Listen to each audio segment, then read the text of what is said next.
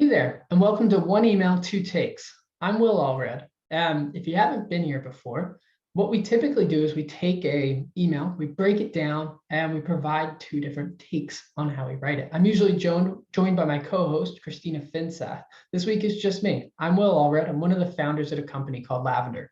We help thousands of sellers write better emails faster with our writing assistant. We see millions of emails every month. And so we have a lot of data that I get to point to and share when I'm providing objective opinions about emails. So this week, we're talking about an inbound lead. You know, those soft leads, though, not the ones that are saying like, oh, I really want a demo, I want to see your product. It's the ones that have engaged with marketing materials and you're not necessarily sure yet if they are ready to buy. So the key here is kicking off conversation. And I'm going to share an example of what I typically see in this scenario. And so what you'll see here as I read through it is the individual rep is really focused on getting to that sale, driving that conversion. Are you ready? Right? But we haven't even struck up dialogue yet. So let me read through it so you can get a feel for it. It starts with the first name of the person. So it'd be like Will dash and then the content name that you downloaded. So for Lavender, it might be like state of email, right? Hi, Will. Thanks for downloading our state of email report. Would you be open to chatting about, in this case, Lavender, compares to your current email solution? Looking forward to hearing from you, best sales rep. Now, what I love about this is it's short.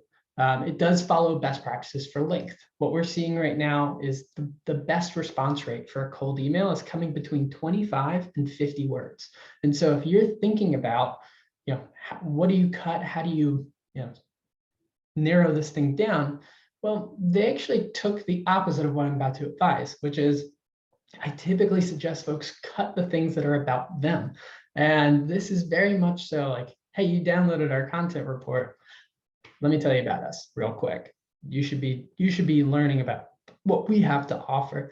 It's too much of a jarring jump in logic for the individual reader. Now, one question that is optimal. Overall, it's a fairly simple message. It's mostly around that like jarring logic break that really just makes me want to rewrite this and adjust it, make it different. But I think the thing that like lies at the base of this is this message is trying to run a conversion as opposed to a conversation. And so this easily comes out of the marketing spam canon, right? Whereas my first rewrite of this, it feels very much so like you're just having a conversation with a sales rep that's trying to be helpful. And so instead of, Will dash check out our content report, I'm going to use my company name. So I would say like Lavender, state of email. And the point is that person's already familiar with my brand name. And so I'm actually using triage, the way that people go through their inbox, to my advantage, right?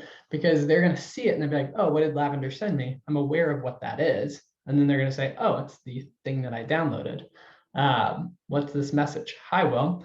Saw you downloaded. And then instead of stating the name of the asset directly, I might rephrase it. So I might say something like our email report. Did you find what you were looking for? Very simple. I'm just calling you in to have dialogue. Hey, was it helpful? Did you get what you were looking for out of this particular piece of content? A very simple email, very short email, but with a very specific purpose. I'm just trying to generate a response, which if you think about the point of cold email, cold prospecting, that's the hardest part. That is exactly what you're trying to do. So they might respond back and be like, well, I was actually looking to find out more about subject lines. Well, great. Now you can follow up and talk to them about that. And maybe you can start to introduce how your tool or what you do can help with that. But you don't know until you start that dialogue. So this is a great way to rethink how you approach a lukewarm, really, lead. Now, another version of this, and this one I actually just like wrote it as though it was my own, just because it's kind of hard to speak to vague assets.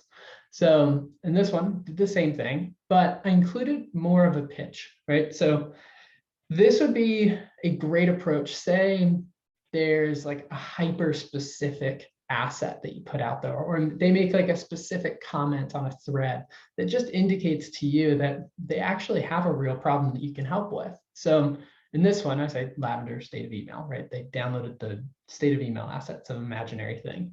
Hi, Will, saw you downloaded our email report. Again, I rephrase what the actual name of the asset is into something that feels like, oh, I just wrote that to you. Now, usually people downloading this are looking to get more out of their prospecting efforts.